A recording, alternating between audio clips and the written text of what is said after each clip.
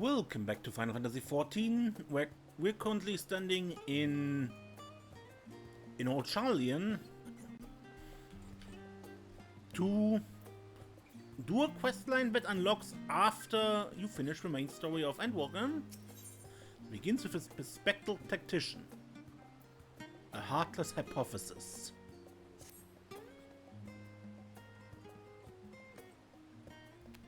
But blown the cobwebs away. Time to return to work.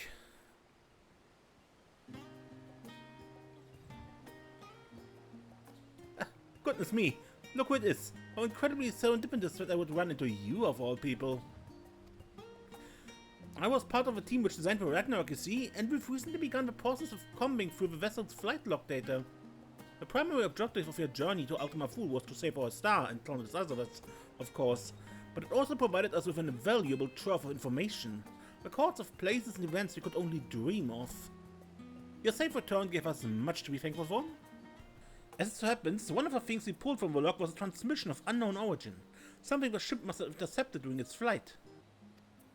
We believe it to be an audio message, but even our most knowledgeable scholars have been unable to decipher its content, Professor Rusha included.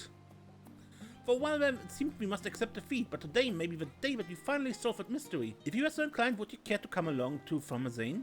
It seems fitting to have one of the Ragnarok's original passengers present to hear history being made.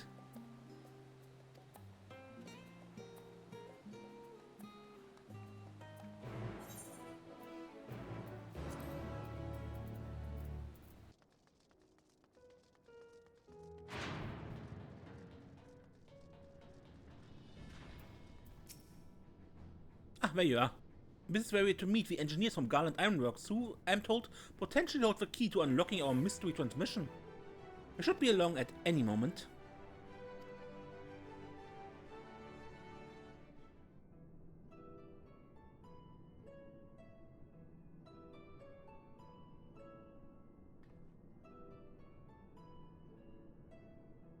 Sorry we're late. We had some trouble finding the right... God, is that you, Desiree?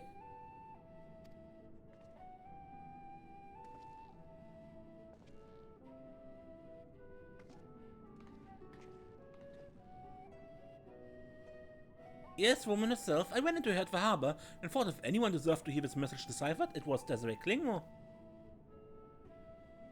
No argument here, but bugger me if you don't have a knack for being in the right place at the right time. This actually has more to do with you than you might think, so please, do stick around. Shall we pick up from where we left off then? As I was saying, we think this transmission the Ragnarok intercepted is a message of some kind, albeit in a language entirely alien to our ears. Alien being the operative word here, considering we receive a message out in the great expanse, its origin was likely some distant star. Unfortunately, our list of off-world allies is presently rather short, but we were resigned to the fact that the meaning behind the message would remain beyond our understanding.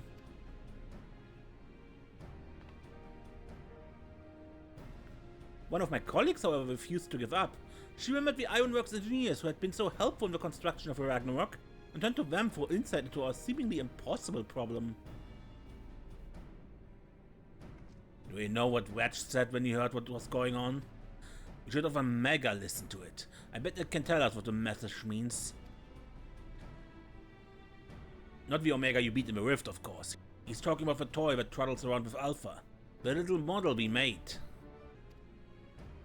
We originally designed it to follow a chosen target and not much else, but I've seen it act in ways that, well, like it has a mind of its own. When I got to thinking about those documents the Lord sent the Chief, the full report on the final days. In the part about Omega's civilization, it said that people discovered how to convert the mind into data and store it outside the body. Timing being what it was, I wonder if Omega didn't somehow transfer his consciousness into our model right before he put an end to the real one.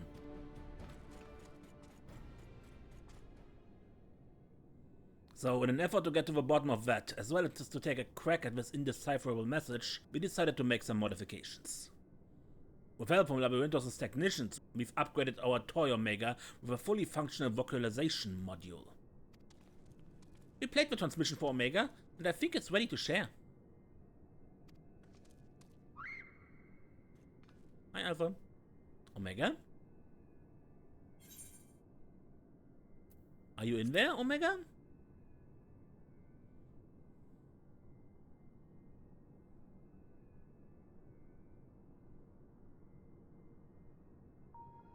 Affirmative. If by Omega you are referring to my consciousness rather than my entire former chassis, existing inside this considerably smaller frame.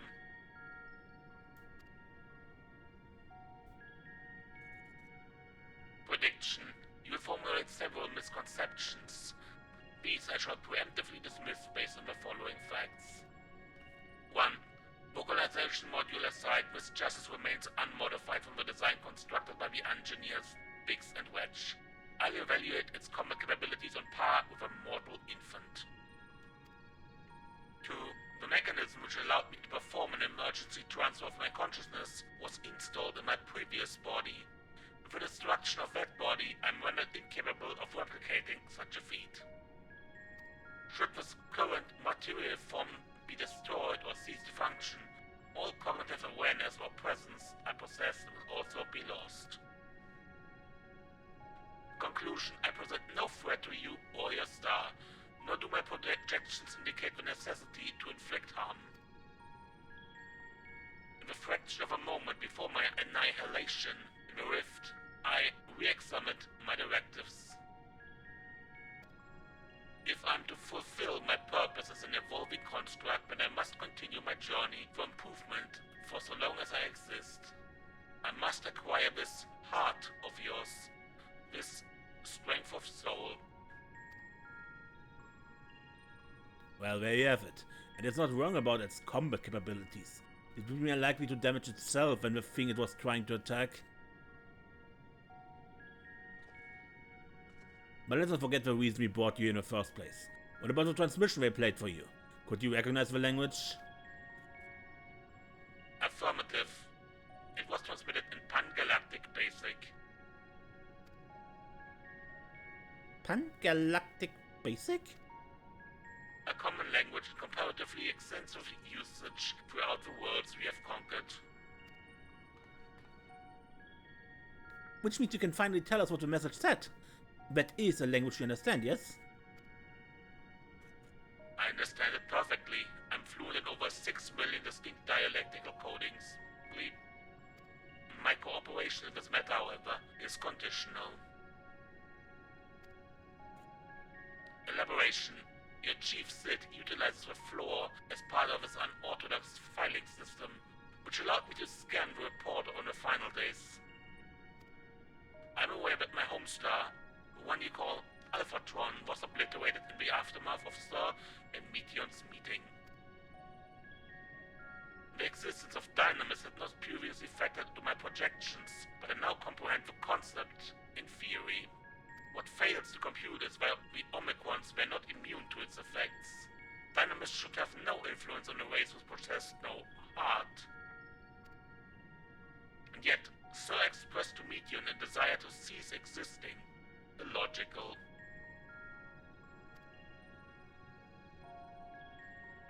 I must pursue this anomaly further, until the full equation becomes clear to me. I must analyze all the elements of the final days and deepen my understanding of the heart's intangible properties. To expedite this process, I require an external interpretation of those sections of the report which continue to produce errors in my calculation. I request the assistance of Desiree Klingor, as one who experienced the ravages of ultimate despair on multiple fronts and displayed immeasurable heart in engineering my defeat. She's the optimal choice to fulfill this role. So we either agree to your conditions or you tell us nothing? I'm sorry to put you on the spot like this, Desiree. If you have the time and the patience to spare, we'd all be grateful if you could humor the toy's demands. Alright. Is Alpha dosed off? I suppose the subject is a bit technical. Look, rouse yourself, Alpha. You must listen to and consider these matters, even as I must.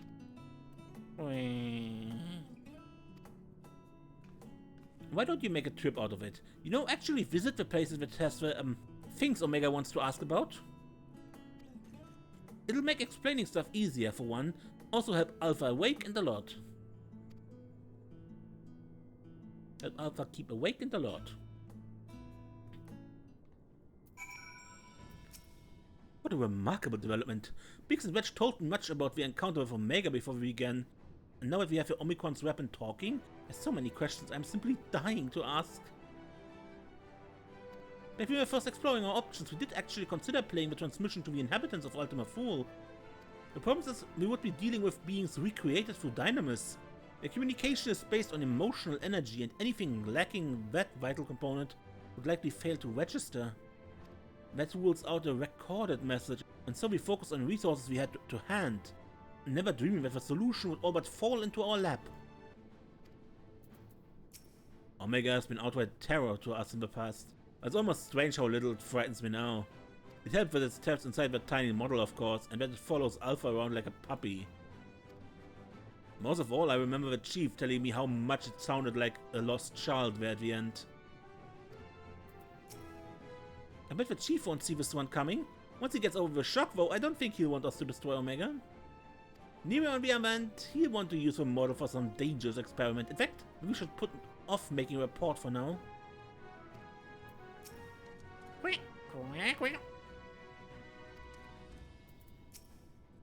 I see you have chosen the mutually beneficial option. Logical. Setting aside the matter of Sir, there are 3 elements of the report on which I desire clarification. The first of these concerns the progression of the final days in Razatan. I recognize no pattern in those who succumbed to the transformation and those who did not. That's a bit of a trek if you want to chat with the locals. Hope we won't be lent you an airship. You do not require such outmoded technology. Desiree's teleportation spell is the most efficient option for long-distance travel. The chassis is a model, essentially a toy, and Alpha, despite his organic composition, is indistinguishable from a stuffed doll. Conclusion: we qualify as material possessions. Pick us up and you can teleport the 3 of us to our destination. Begin Omega's journey for answers.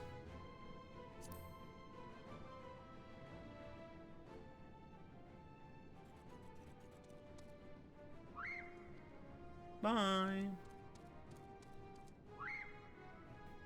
Let's go.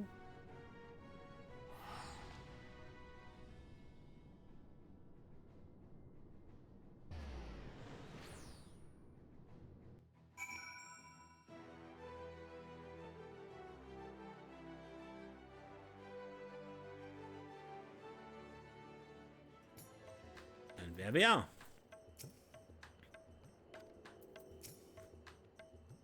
Sensors indicate we have arrived in Razatan. Objective: identify factors for resistance to involuntary transformation. Hypothesis: unaltered survivors of the final days will display significant strength of heart. Confirming this theory will require the cooperation of life subjects. There is a ward designated for residential habitation. Gamma is that way. Let's try there first. Understood. Gamma is our sub-destination. Please take the lead and select the subjects we're to interview.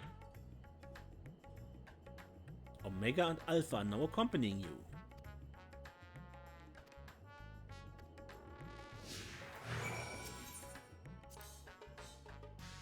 This body has no advanced navigational or geoscanning functionality. You must lead the way.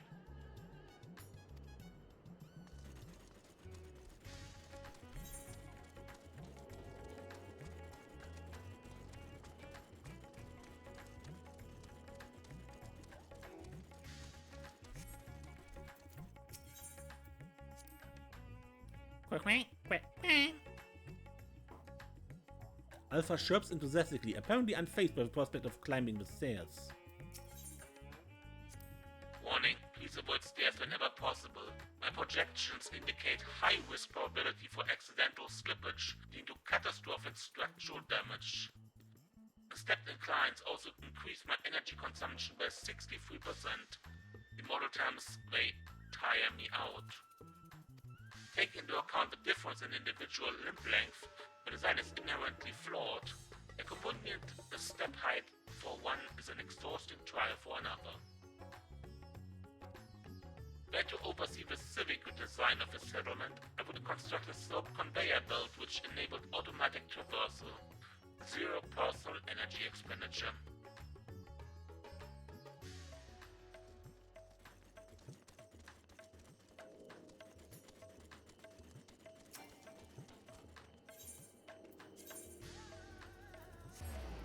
We can teleport here, right?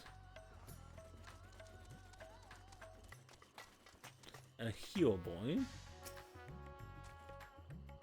Hey, don't I know you? Yes, after the beasts were taken care of, you told me to join everyone in the square. Thanks to you, I was there when Vitra gave his speech, and I found out who Vashan really was. It's a shame we don't get to play like we used to, but Mama says Vitra has been busy putting the city back in order. Maybe I can work for him one day, when I'm a man grown. Vitra, Midgard's Sorma's offspring, yes? And this child wishes to put himself at the worm's command, that he might make his own contribution to society. A pattern emerges. I predict that the harnessed survivors are those who have ingested Vitor's blood and become his draconic minions. Though dragons were no match for our civilization's might, their combat capabilities are not to be underestimated. It is unlikely they would experience emotions of dread or uncertainty as exhibited by lesser beings in times of undue stress. Dragons? I'm not a dragon. I never ingested anyone's blood either. Ugh. You're not of Vitor's horde, so you possess no hidden means to fight other beasts. What of fear then? You were frightened. Yes, I was frightened. I just hid and hoped they wouldn't find me. At least until she told me it was safe to come out. I still see Vashan around from time to time, you know? They say he uses that body to scout places where his Vitra body can't fit. He even talked to me once, but it was just too strange hearing grown-up words coming from Vashan's mouth.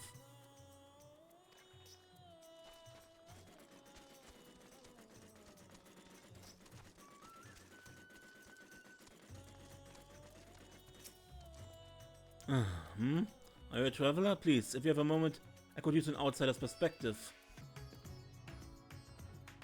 You see, I was one of those who sought to escape the madness plaguing the world by fleeing to the moon. Not that we ever went in the end. So here I am, recently returned from Sharlayan. Except now things are strained between my sister and I, since she chose to stay and I chose to leave. I asked her to help me find work and suggested I look somewhere that isn't Fafnir. And so I wanted to abandon my home. It makes me so angry. Your point is unclear. You elected to relocate to the star satellite, thus your relative now perceives you in a negative light. Your sibling's judgment is an error. Based on the information made available to Hunnish citizens, your decision to withdraw to the moon was both logical and correct. Conversely, the decision to remain in Razatan despite the low probability of survival defies explanation. Perhaps the reasoning pathways are faulty? But that's right, I'm not quite sure what you're saying, but I'm right, aren't I? Or so I'd like to think. The problem is, I understand why my sister feels this way. I almost decided against going myself. Even then, I wasn't sure that leaving behind everything I loved was the right choice. And the way it all turned out, I know. I should be having this talk with my sister. I go and see her once I get my thoughts in order. Thank you for listening to my troubles.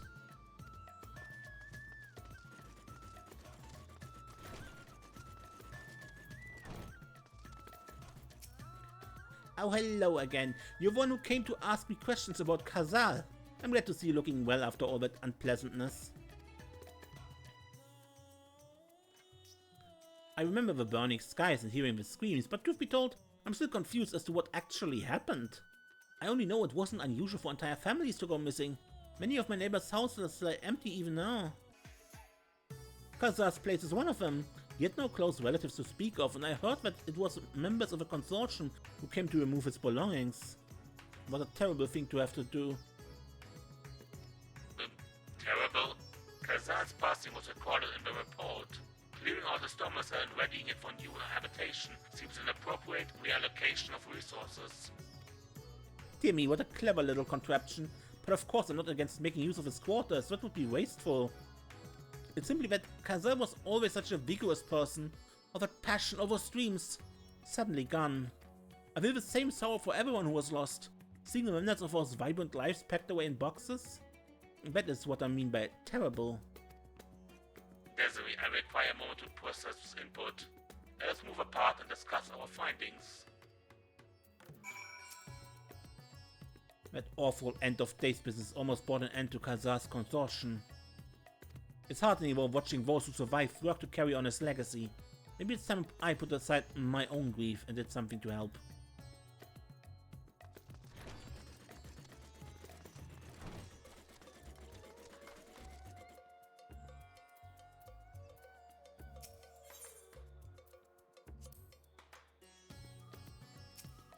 Processing data, evaluating hypotheses against accumulated evidence. I offered an optimal analysis of each subject's testimony, yet each time the responses conflicted with my assessment. Without identifying the root cause of this conflict, I will be unable to properly define what constitutes strength of heart. Perhaps you should continue the questioning? Acknowledged, a larger sample size will increase the probability of discovering an underlying pattern. Next, I wish to interact with an individual with similar circumstances to Kazal prior to his transformation. Are you acquainted with any local merchants who had dealings with him? Well, there's Gina Baha of Ruveda's Fibers. Gina Baha of Ruveda Fibers, acknowledged. Sub-destination set.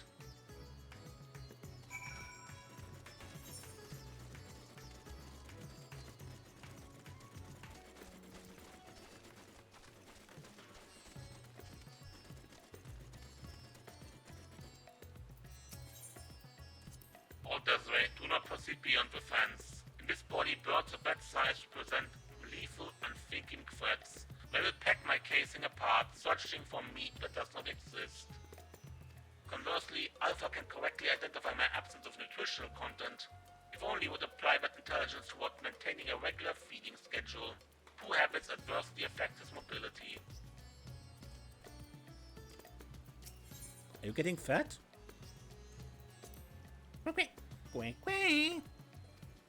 Alpha looks back and forth between Omega and the Hamza, showing visible concern.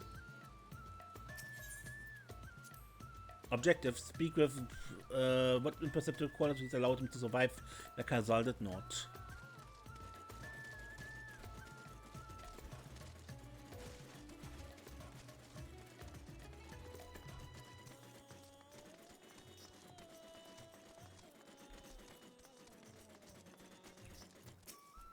Well, look who it is. I must thank you again for your help in moving our textiles.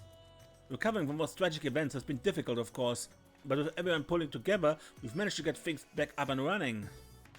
Jinaba, I come with questions relating to that tragedy, specifically your survival of the final days. Although you are similar to Kazal in many respects, he succumbed to the transformation and you did not. Why? What is the critical difference between you and him? I'm sure I don't know.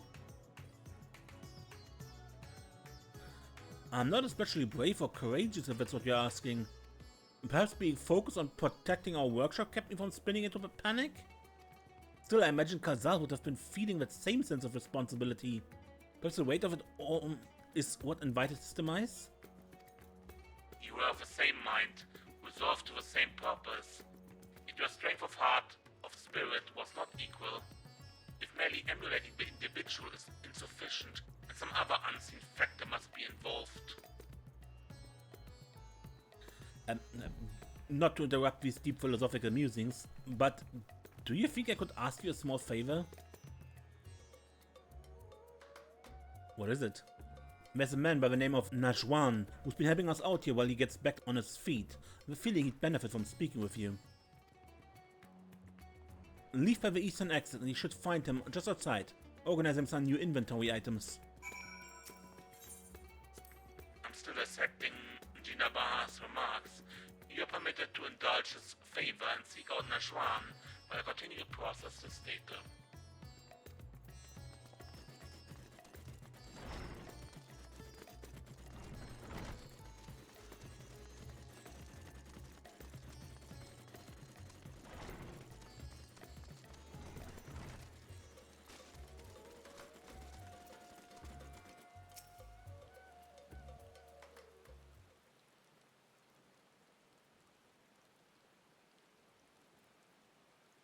With all our orders accounted for and everything looks to be in good quality, Kamala will be pleased.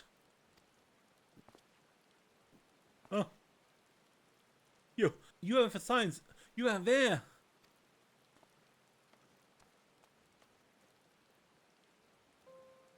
Yes, I'm sure of it. I'll never forget that day. You and your friends helped us escape when people began changing into beasts. My own son, he was afflicted when that huge monstrosity loomed right over him, and I remember my heart turning to ice, freezing in place. The satrap came to my aid, but then he too was gone.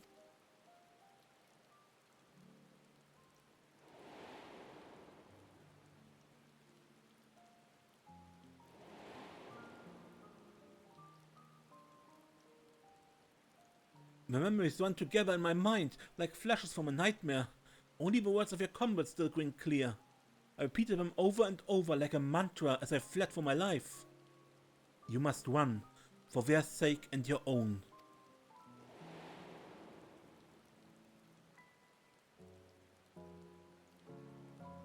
It all seemed so unreal, which was probably what saved me from the transformation. The truth of it didn't begin to sink in until the worst of it was over. I have not the words to describe how I felt when the sorrow, the overwhelming sense of helplessness. I might still be wallowing in misery if not for my old friend Gina Abaha. I'd lost my will to work and he encouraged me with kind words and odd jobs. Now somehow, I live again. I'm thankful to him, to the courageous R1, and to you. If you see your comrades, please tell them no, their efforts were not in vain. I tell them. You said you lost your will to work. This signifies a cessation of effort to maintain basic life functions, yes? What changed to extract you from that stagnation? An offer of work from Jinabara should mean little to one without the desire to accept it. Was it some manner of mortal instinct? A primal need to survive and thrive? Instinct? No, it wasn't that. If anything, my instincts were telling me to lay down and welcome an end to the pain. Every day I think of my boy's final moments. I think of how scared he must have been, what must have hurt. I want to scream my throat horror. The satrap too still haunts my dreams. I see him being swallowed whole and jolt awake in a cold sweat.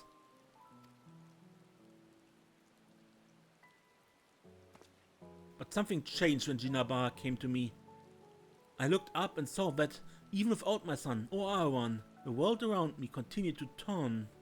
And because that fact grieved me so, I knew it fell to me to live on and remember them.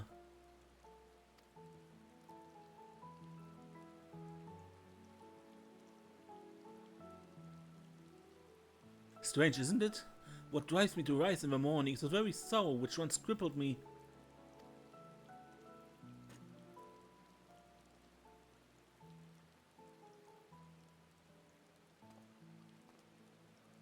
Now I really must return to my work. To lose this job after everything I just said would be a poor jest indeed. May the sisters keep you well.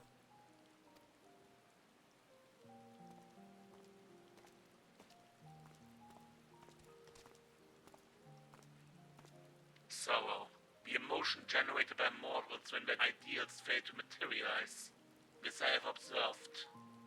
Yet, when I listen to how Nashwan's sorrow served to rescue him from near-fatal despondency, his logic eludes me. Am I incapable of perceiving the full measure of the heart's properties? My best projections failed to predict our subject's responses, and despite their almost equal occupational and mental parameters, Jinabaha and Kalzal exhibited different reactions to the dynamis effect. I'm now closer to recognizing the pattern for involuntary transformations, and your ephemeral mortal spirits confound me as much, if not more, than they did before.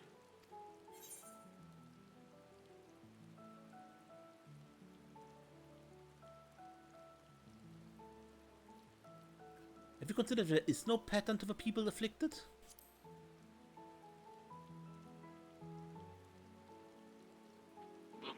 No pattern? You imply the transformation was not contingent on individual fortitude, but rather a random contribution of environmental factors. would explain the otherwise conflicting data. Very well, I shall accept this as a provisional conclusion to this part of my investigation. I do, however, expect you to continue supplementing my education to heart-related matters.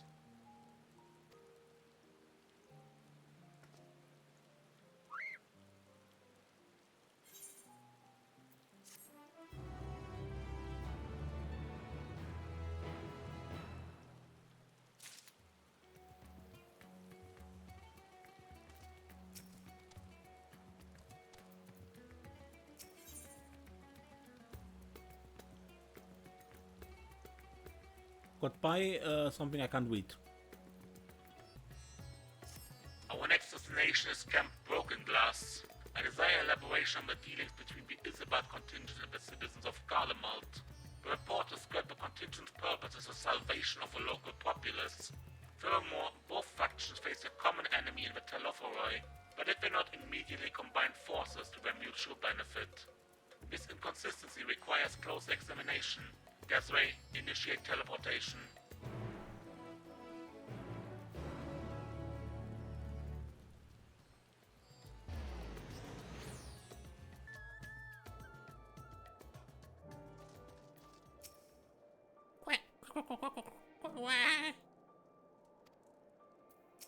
Teleportation successful. Evaluating immediate environs. A cold weather region by Fairest standards, but significantly less extreme than a star with ice planet classification. This body should not be unduly impeded. In contrast to Alpha and its uncontrollable shivering, my frame appears highly resistant to low temperatures. Retrieving data, records indicate that remnants of a contingent forces, a number of Imperial citizens has inhabit this location. We must speak with representatives from both factions and explore their respective attitudes. We proceed. Omega and Alpha are now accompanying you.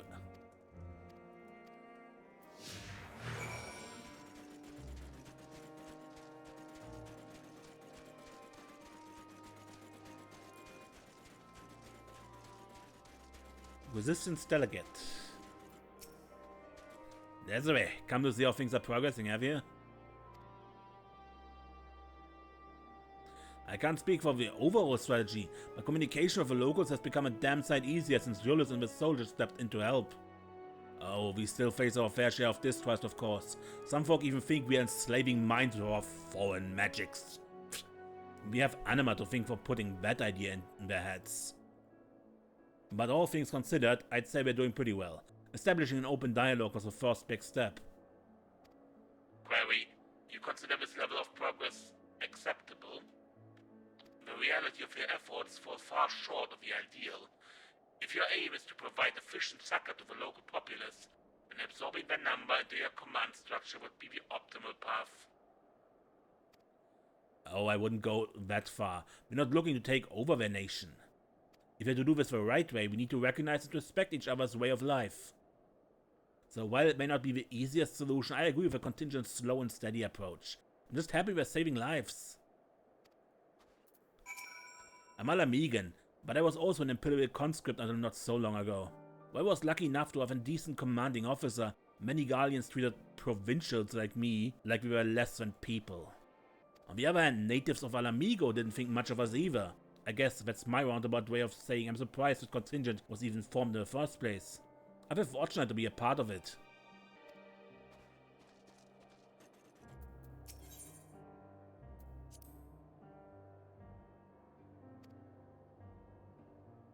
I recommend you move at a brisk pace. The exertion will raise your body temperature, preventing you and Alva from freezing to death.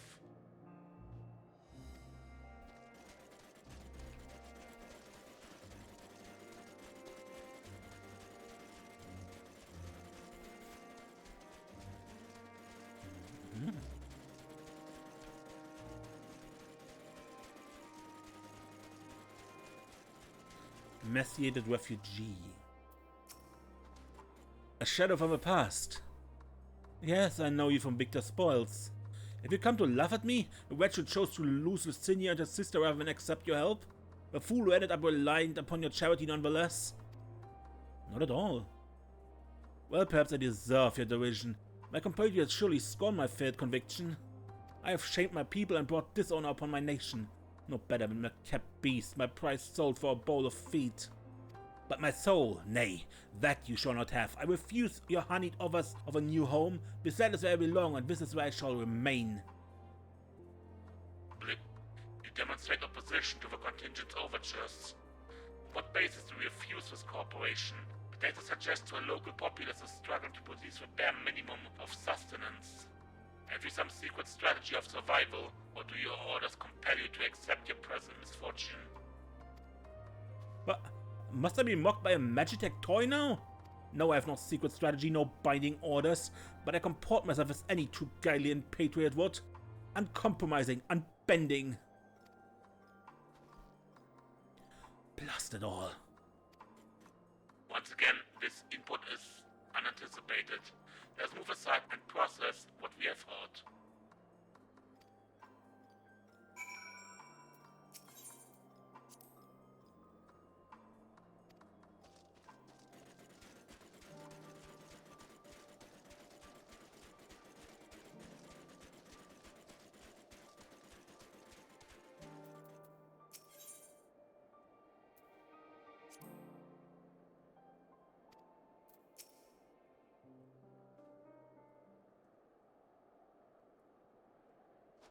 Accessing and analyzing recorded data, integration complete.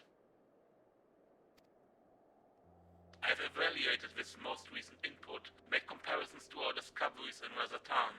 Consistent only in their inconsistency, the responses from both contingent member and Imperial citizens were highly irrational.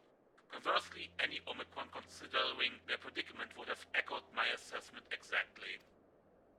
The diversion from self-evident logic is key. Hypothesis: the logical relationship between would-be saviors and suffering populace is never a result of the unpredictable nature of mortal hearts. You could say that. Any property or ability has inherent advantages and disadvantages.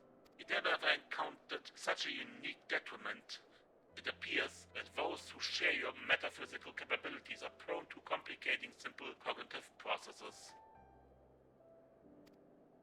An undesirable quality. I will, however, persist in furthering my understanding of the subject.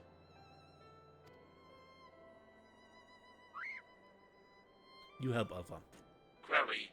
Prior to formulating our next step, I wish to know, who is this Licinia the Imperial mentioned?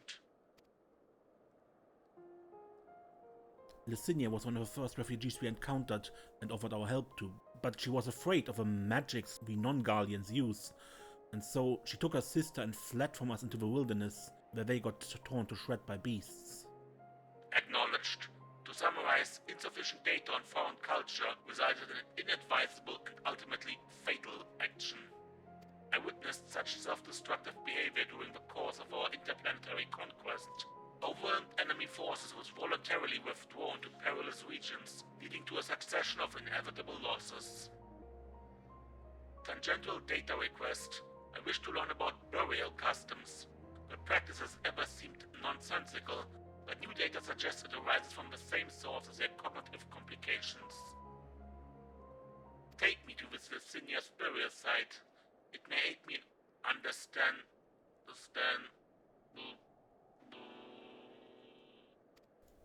Omega? Are you alright? Energy delivery systems compromised. Core temperature critically low. Warning, imminent heating required. Request, apply friction through outer frame.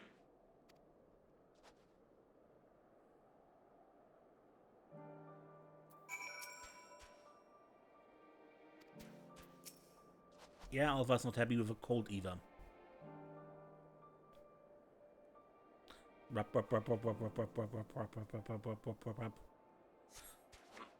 Temperature nominal, energy level stabilizing.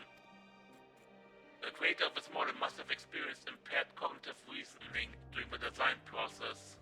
Upon our return, I will request additional climate shielding as well as an accurate temperature sensor array. This will not affect my combat capabilities but should improve my basic survival rate.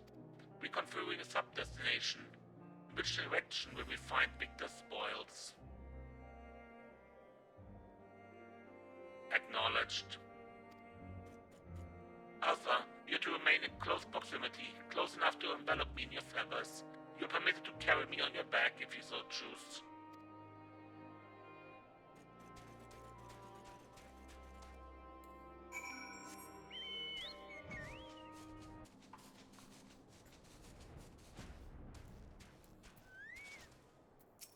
Quack, quack, quack.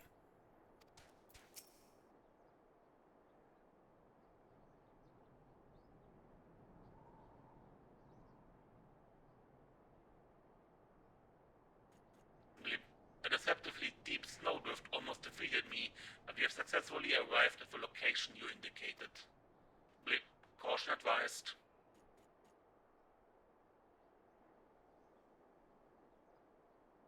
An unknown individual appears to be investigating the object of my interest. Huh? You're Eorzea's champion, aren't you? That's the Klinger?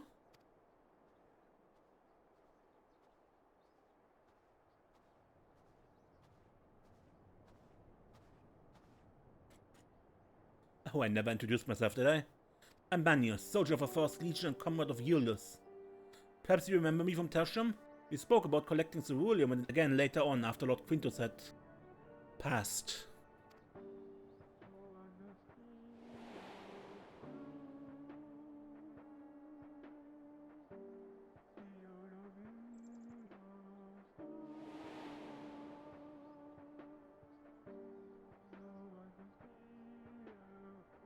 Manius, explanation requested. What is the reason for your presence here? That must be the tiniest magitech weapon No, just an oddly shaped communicator, isn't it? In any case, I have nothing worthy to report. I heard that the sisters who used to live in my sector were buried here, so I thought I'd come and pay my respects. Alvino and Alice told me the story, complete with profuse apologies, but were adamant that no amount of remorse could erase the tragedy of what came to pass. Not that my fellow soldiers and I are in any place to judge. We were manipulated, fooled into starting an insurrection which led to countless deaths among our own countrymen.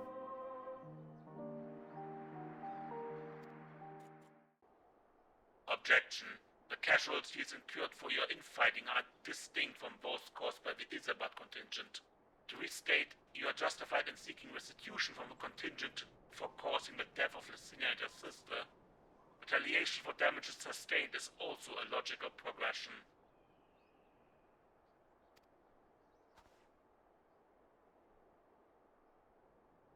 I can deduce two reasons why you do not initiate hostilities with Desiree and her allies. 1. You judge your remaining forces too weakened to contend effectively with a contingent. 2.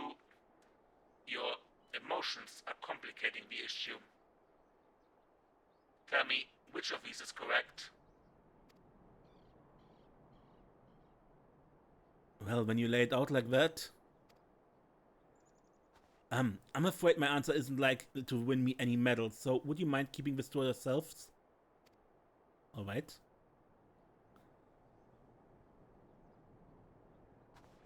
There's the unspoken thought that we're outmatched on the battlefield, certainly. But the real reason I'm not demanding restitution has little to do with weighing the odds. The simple truth is, I'm so caught up with simple survival that I have no strength to spare for past grievances. The same goes for avenging any comrades we've lost. Be that my brothers in arms, or Lord Quintus himself.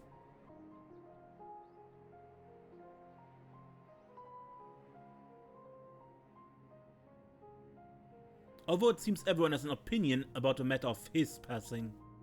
Some say he should have fought until the end, that he abandoned us to the enemy. Others praise him for taking the full burden of responsibility and freeing us to walk our own path. I don't know who's right and who's wrong, but I'm inclined to side with the latter. He gave us a choice of freedom, and that's the choice I made. I could cry and rant and rage, but what would be the point? I'll save my energy for worrying about my next meal, my next task.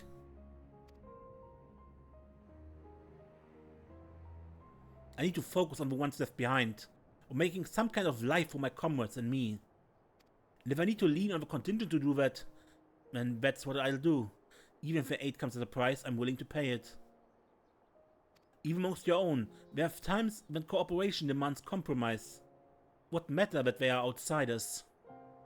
Besides, I think I could grow to like Alvin and Alice. They've reached out to us with kindness and compassion from the very beginning. Summation, your desire to survive, even should it mean allying with a contingent, was a feeling you already harbored. And that your side had committed worse atrocities was the logic you invented later to justify your reasoning. Blunt but accurate, I suppose. The heart is honest about what it wants, even if the mind takes a while to reconcile the decision.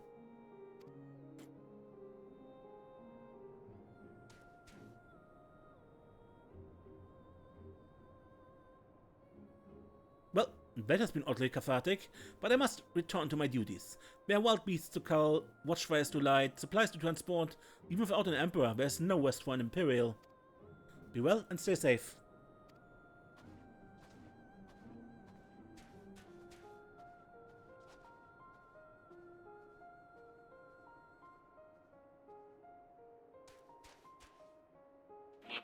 Upon review of recent input, I have arrived at an unexpected conclusion.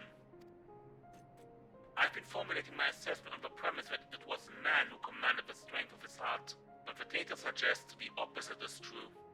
The surge of spirit, of feelings, of emotions can entangle your thoughts to such a degree that even control over your own behavior is compromised. It seems the most counterproductive specification. This also explains why my interaction with mortal subjects have produced more confusion than clarification. It presents a formidable barrier to understanding.